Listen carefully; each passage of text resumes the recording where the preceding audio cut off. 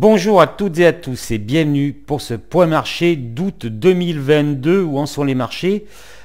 Nous sommes actuellement dans une phase de rebond technique suite à un premier semestre catastrophique. C'est exactement ce que je vous ai dit lors de la dernière newsletter. Rebond technique en juillet très probable. Puis après, ce sera le retour à la réalité. Mais est-ce que cela va être le retour à la réalité? Puisque j'avais émis cette hypothèse, j'en ai parlé longuement sur mon groupe Facebook, avec comme titre la théorie de l'algo-on. C'est-à-dire, bon, j'en ai longuement parlé.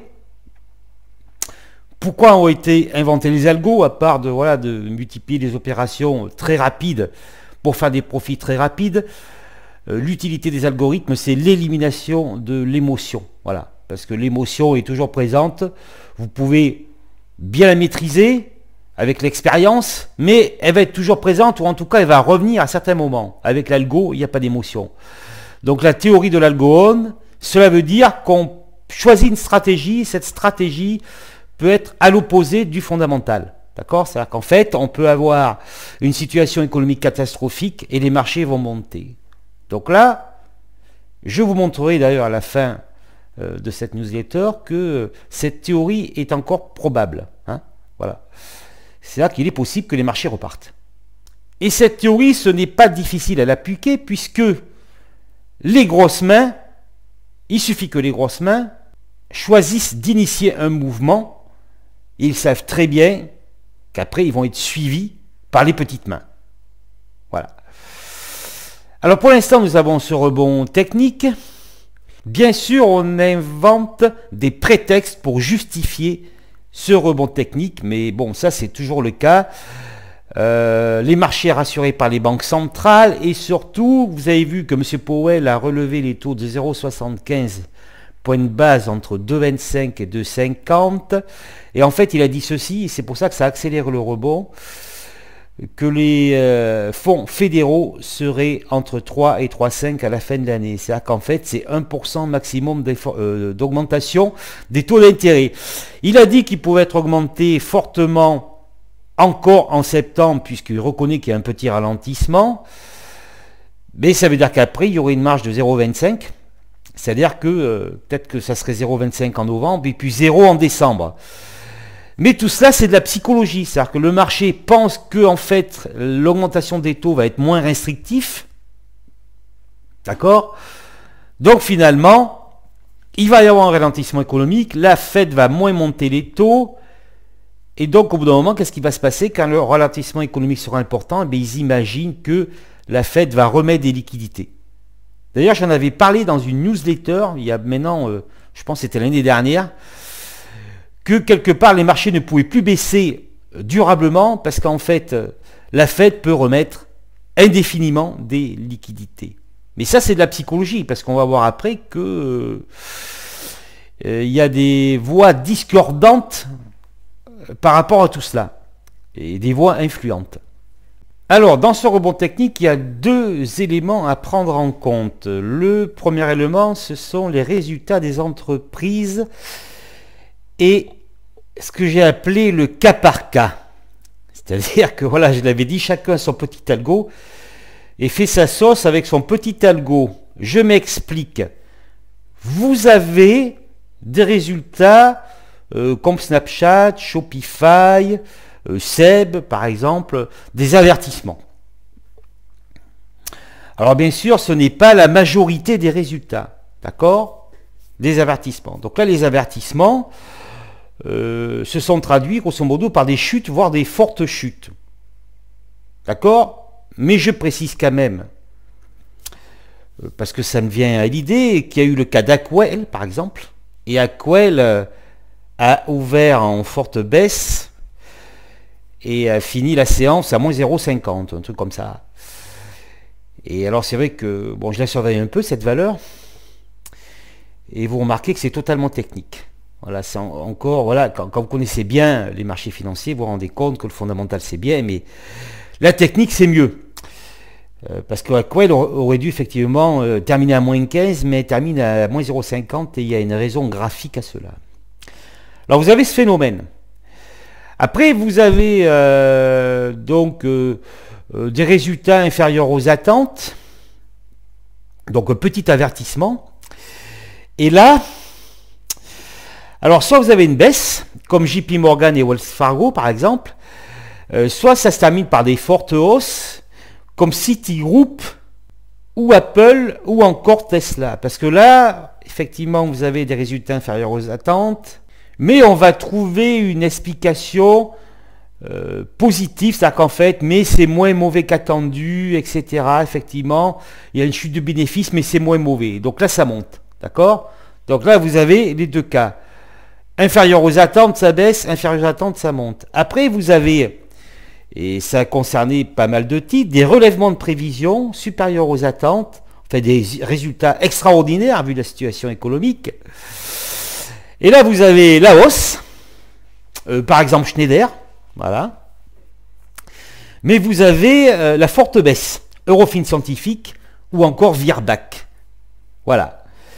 Ça veut dire, et c'est exactement, je dirais, ce que cherchent les initiés, c'est-à-dire qu'en fait, que de se positionner avant les résultats est extrêmement dangereux.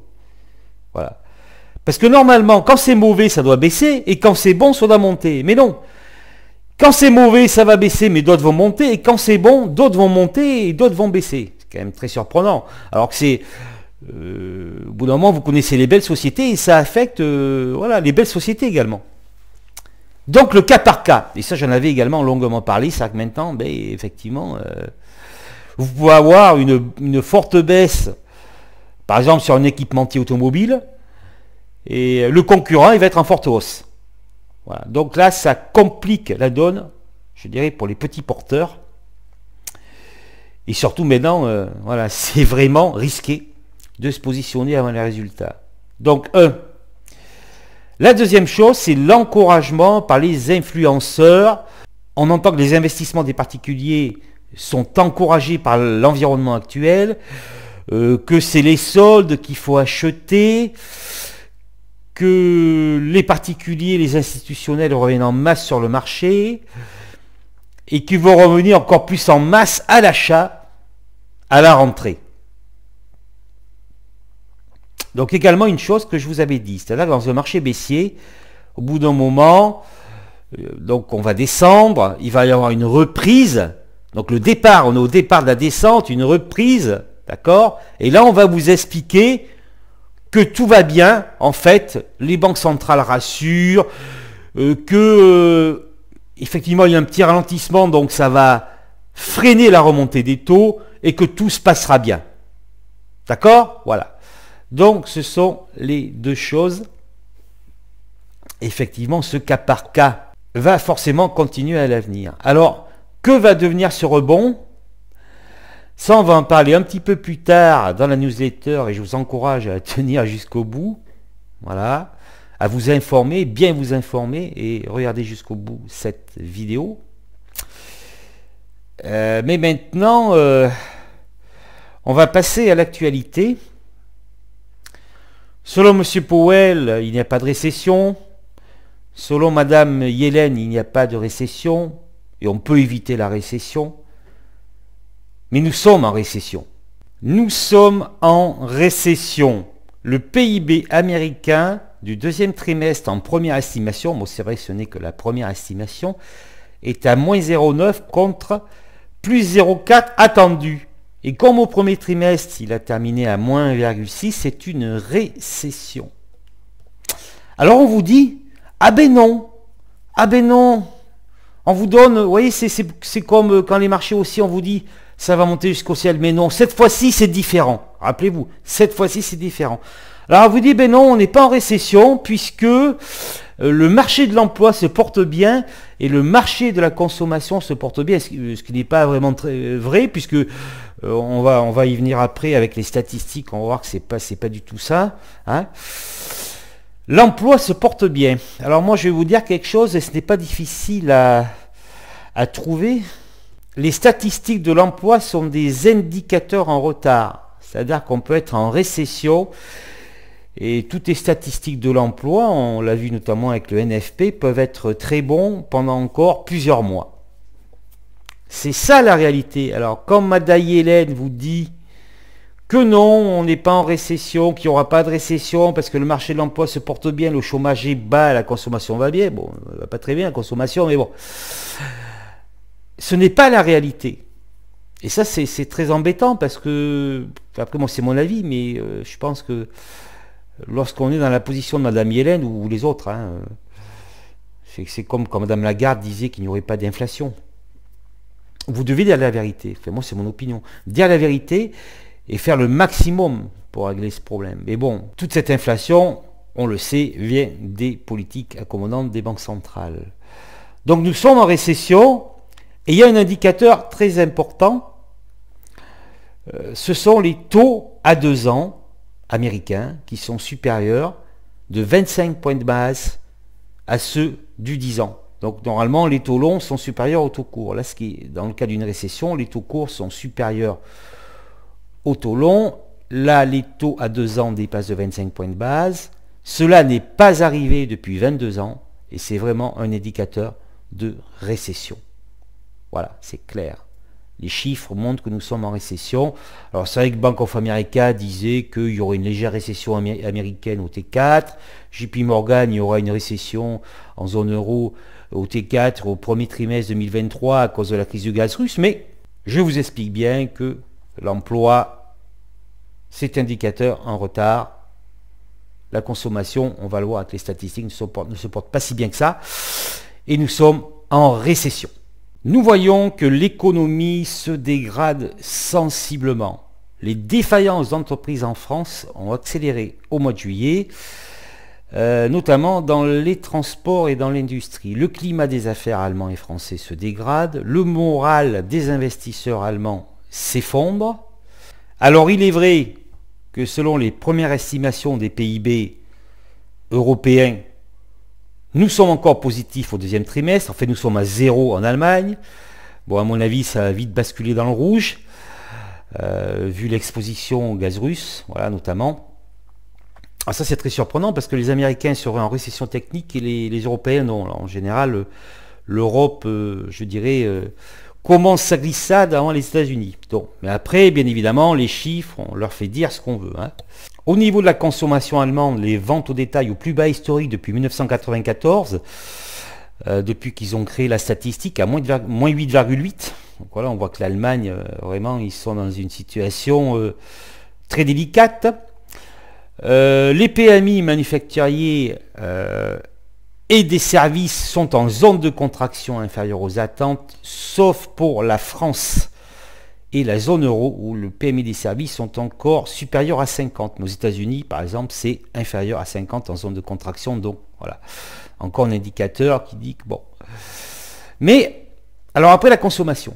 La consommation, on dit oui, la consommation se porte bien, sauf que le Conference Board américain ne fait que baisser. On a vu que le Michigan, qui est un indicateur de la consommation, bien sûr, est en forte baisse depuis plusieurs mois, mais il y a un élément qu'on ne vous a pas dit. Moi je m'en souviens très bien parce que lors de la récession de 2008, ce sont les résultats de Walmart. Les résultats de Walmart, eh bien, c'est un avertissement assez important sur le résultat et en fait c'est un indicateur de forte dégradation économique parce que c'est la consommation directe Walmart, hein, et de récession. C'est-à-dire qu'en fait, on vous expliquait bien à l'époque, en 2008, que lorsque Walmart faisait des avertissements sur les résultats, c'était une récession. Mais là, on ne vous l'a pas dit, bien sûr, il n'y a pas de récession parce que il y a de l'emploi, le chômage est au plus bas, etc. Voilà, donc on dit, ben, voilà, vous voyez le violon, hein. Mais non, ne vous inquiétez pas, tout va bien aller. Ça, c'était comme l'inflation. Et puis deux indicateurs de ralentissement aussi importants par rapport à l'activité économique, ce sont les promesses de vente de logement qui ont été fortement impactées à moins 8,3 au lieu de moins 1,3 attendu, et forte baisse également des ventes de logements neufs au plus bas depuis 2 ans. Alors ça c'est vraiment un indicateur de récession à venir. Alors, est-ce que ce rebond va durer et voire se transformer en nouveau marché haussier? Ça, je vais vous dire personnellement ce que j'en pense après. Mais cela paraît difficile à croire, parce que selon, par exemple, les propos de M. Dudley, c'est l'ex-président de la Réserve fédérale de New York, il dit qu'en fait, là, les investisseurs, ils pensent que Les banques centrales, notamment la Réserve fédérale, va être moins restrictive au niveau de la hausse des taux. Il dit que c'est complètement infondé et contre-productif. Effectivement, parce qu'on voit que l'inflation bat des records, et de plus en plus de records. Donc on est à 9,1 aux États-Unis, au plus haut depuis novembre 1981. Il y en a qui disent que l'inflation pourrait continuer à s'enraciner. Quand vous écoutez Madame Mester, qui est la présidente de la Réserve fédérale de Cleveland, elle dit que la Fed reste unie, que l'inflation n'a pas atteint un pic, il faut attendre plusieurs mois pour s'en rendre compte, et que la Fed va monter significativement ses taux. D'accord? Il faut absolument, et ça, M. Powell le disait, il faut absolument arrêter l'inflation. C'est la priorité. D'accord? Et donc, cela impactera significativement l'activité économique. Elle a bien précisé. Donc, une unité. La Réserve fédérale, effectivement, il faut que cette inflation commence à ralentir. C'est très important. D'accord? Au niveau de la zone euro, on est à 8,9. Une enquête de la BCE dit que l'inflation va continuer à monter à court et moyen terme. La BCE qui a relevé de 0,50 points de base ses taux d'intérêt, donc c'est la dernière banque centrale à les avoir relevés, et qui est bien en retard. Et Madame Lagarde explique bien qu'on montera les taux tant que l'inflation sera supérieure à 2%. Donc là, vous voyez, Monsieur Kazaks dit que d'autres hausses de taux importantes pourraient s'avérer nécessaires. Donc vous avez compris que ce n'est pas terminé, que la hausse des taux va continuer et que ça se dégrade de plus en plus. Donc voilà, ça paraît très difficile à croire que le rebond va perdurer. L'Angleterre qui a une inflation à 9,4, ça continue à monter. M. Bailey l'avait bien dit qu'on aurait une inflation à 2 chiffres. Et la Banque centrale d'Angleterre a dit ceci: il faut prévoir une longue récession. Raiffeisen Suisse, qui est de mémoire la 3e banque d'affaires, a bien expliqué que la correction n'était pas terminée puisque l'inflation va entraîner des pressions sur les marges et des warnings à venir. Alors c'est vrai que j'en ai pas parlé, mais c'est très intéressant, ces relèvements de prévisions qu'il y a eu sur pas mal de sociétés. C'est-à-dire qu'on n'est qu'au début, c'est-à-dire que l'impact n'est pas encore complètement significatif, et surtout qu'il y a encore, je pense, pas mal des liquidités de la crise du Covid. C'est pour ça que nous avons encore des valeurs qui relèvent leurs prévisions, ce qui laisserait entendre que la correction finale aurait lieu l'année prochaine. Bon, ça on verra, on en parlera plus tard. Parce qu'il faut se projeter, mais pas trop loin, ça je l'ai déjà dit. Mais également, il y a Stéphane Boujna, donc le DG d'Euronext, il dit ceci. Il avertit. Donc les hausses de taux vont être plus importantes. L'inflation va durer. Il va y avoir des mouvements géostratégiques. Et donc ces mouvements géostratégiques, ça va entraîner, si vous voulez, une réorganisation au niveau des décisions d'investissement. Voilà, il va falloir, je dirais, s'adapter. Et moi, j'irai même plus loin parce que on pourrait penser qu'il parle de géographie, c'est-à-dire de macroéconomie, mais ces décisions d'investissement auront lieu au niveau de la microéconomie, c'est-à-dire au niveau des valeurs. Et donc, je vous en avais parlé au début de la newsletter. Voilà, c'est au cas par cas. Voilà. Donc, on a du mal à imaginer que le rebond va continuer. Et le risque, bien sûr, j'en avais déjà parlé, mais là, le risque, vous voyez, vous avez bien écouté toutes ces informations. Donc c'est important, il ne faut pas laisser parler son émotion, il faut donc se fier à la réalité. Quels sont les faits? Il y a peut-être un risque systémique. Alors c'est vrai que Madame Cathie Wood, qui est une des meilleures gérantes de la planète, qui perd 53% sur son fonds ARC Innovation depuis le début de l'année, a bien expliqué en fait que la politique de la Réserve fédérale va entraîner une lourde chute des actions. Voilà, c'est-à-dire qu'en fait, c'est ce que disait Madame Mester. On va devoir remonter fortement les taux, donc ça va impacter l'économie, donc ça va chuter. Voilà. Et je reviens sur cette performance de Madame Cathie Wood. également la performance de Berkshire Hathaway, la société de Warren Buffett qui perd 43 milliards de dollars. Alors c'est juste pour vous dire qu'il y en a qui vous disent que la bourse est facile, que ci, que là, mais vous voyez que là, voilà, même les meilleurs, ils perdent et ils prennent très cher. Faites attention qui vous écoutez sur les réseaux. Juste une anecdote. Vous avez bien compris que les banques centrales vont devoir, a priori, continuer à remonter leur taux d'intérêt et ça va vraiment casser la croissance. D'accord? Ce qu'a bien expliqué Cathie Wood, ça va s'effondrer, grosso modo, voilà. C'est ce qu'elle veut dire. Mais le risque systémique, il n'est pas là. Hein, le risque systémique, c'est la Chine. Alors la Chine, alors déjà, son PIB est négatif, donc elle s'enfonce dans la récession, mais c'est la chute des banques et de l'immobilier. On a toujours ce petit problème d'Evergrande, voilà, on ne parle pas trop, mais Evergrande, le géant de l'immobilier, avec ses 300 milliards d'euros de dette, qui cherche à restructurer sa dette. Et là encore récemment, une de ses filiales est en grande difficulté parce qu'elle devait rembourser rapidement 1 milliard de dollars. La Chine où les banques et l'immobilier chutent parce que les particuliers commencent à ne plus rembourser leurs prêts hypothécaires, hein, puisqu'il y a des retards de livraison. Et en plus, les prix baissent, donc ils ne sont pas très contents. Et donc ça, c'est un véritable problème, puisque l'immobilier chinois, c'est 25% du PIB. Et que 27% des crédits des banques sont concernés par justement ce problème-là. Vous imaginez, hein, c'est 27% des crédits des banques. Hein. Et les particuliers commencent à ne plus rembourser leurs prêts. Donc, on pense tout de suite au subprime chinois, c'est-à-dire à ce qui s'est passé avec Lehman Brothers, et voilà.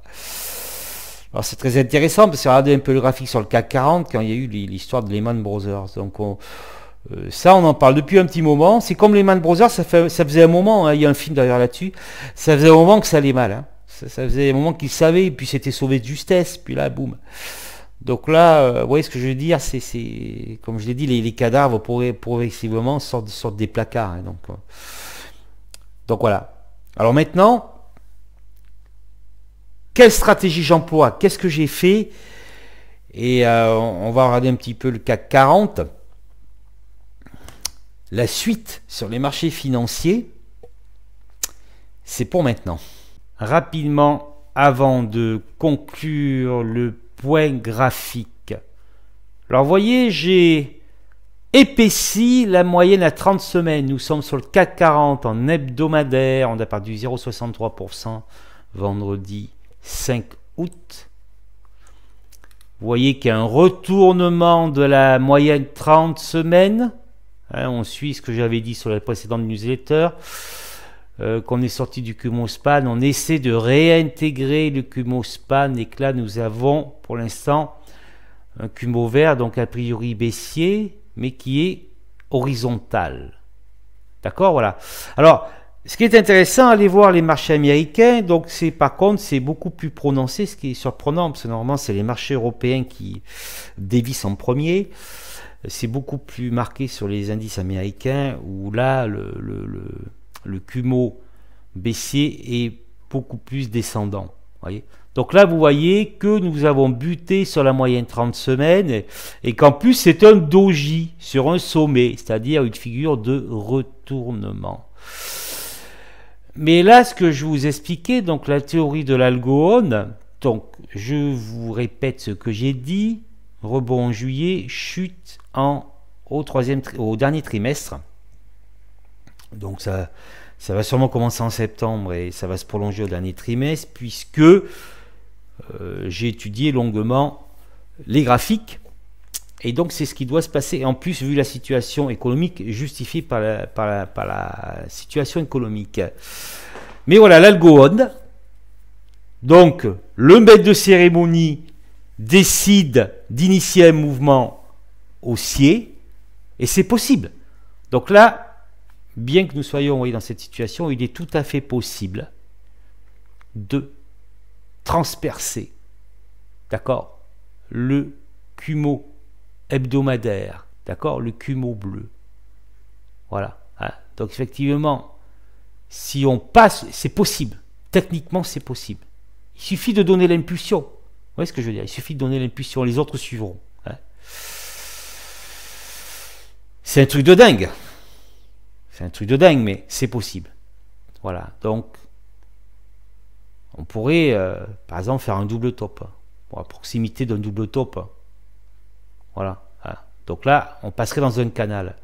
Donc si l'on franchit le Kumo bleu, hein, là, eh bien effectivement, on va passer dans un canal et, à mon avis, on ne va pas redescendre comme ça en bas, hein, à moins que le risque systémique se réveille. Voilà. Donc le mieux, c'est de réintégrer le Kumo bleu et après, on se retrouve au niveau du Kumo baissier latéral. Hein, voilà. Donc là, on va voir, on va être vite fixé au mois d'août. Hein. Normalement, on doit descendre. Mais ce que je vous explique, voilà, si les 2-3 grosses mains décident de pérenniser le mouvement actuel de rebond, et bien voilà, on fait ce qu'on veut maintenant sur les marchés avec les algorithmes. Voilà. Voilà, l'idéal est de passer les 6570 durablement, hein, d'accord, puisque là, ça correspond à la base, et de se glisser au-dessus. Voilà. Hein.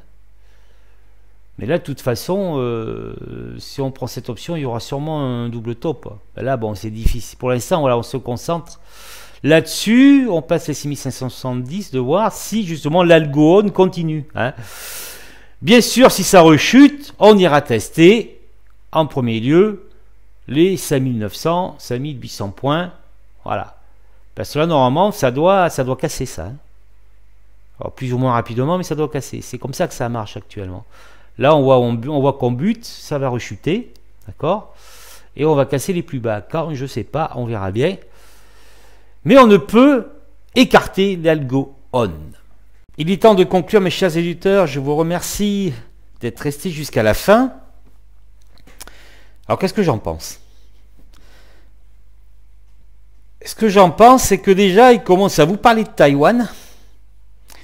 Donc en gros, c'est le prétexte à la chute. On voit que ça a baissé vendredi. Voilà, bon. C'est-à-dire qu'il va y avoir un prétexte à la baisse. Ah ben oui, mais c'est parce qu'il y a des tensions USA-Chine.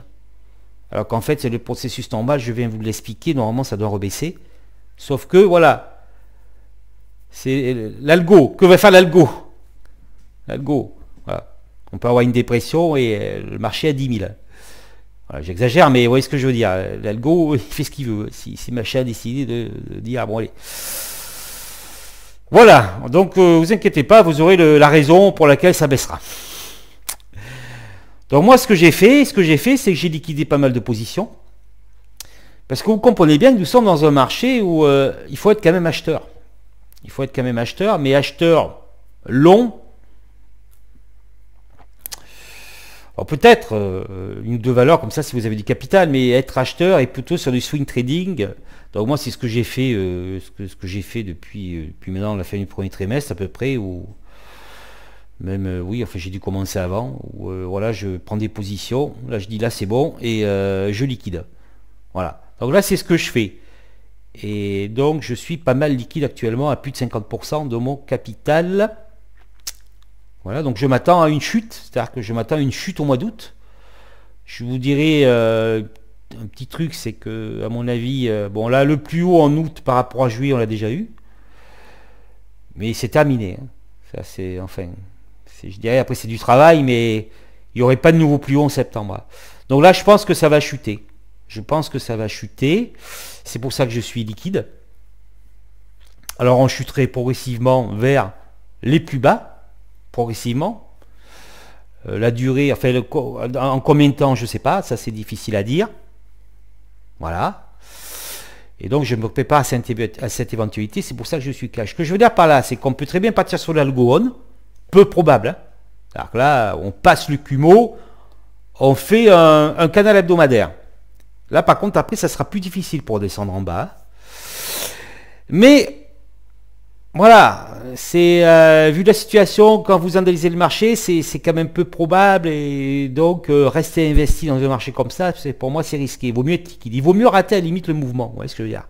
Il vaut mieux manquer le mouvement et rester liquide, parce que vous voyez que même des officiels disent que voilà, ça va devenir compliqué, de plus en plus compliqué. Voilà. Donc on reste prudent. Bonnes vacances si vous êtes en vacances. Si vous partez, moi je pars bientôt là, ben, profitez-en bien. Ne partez pas sans vous abonner, me mettre un petit like si vous avez aimé ce travail. Partagez cette vidéo. Et on se revoit très bientôt.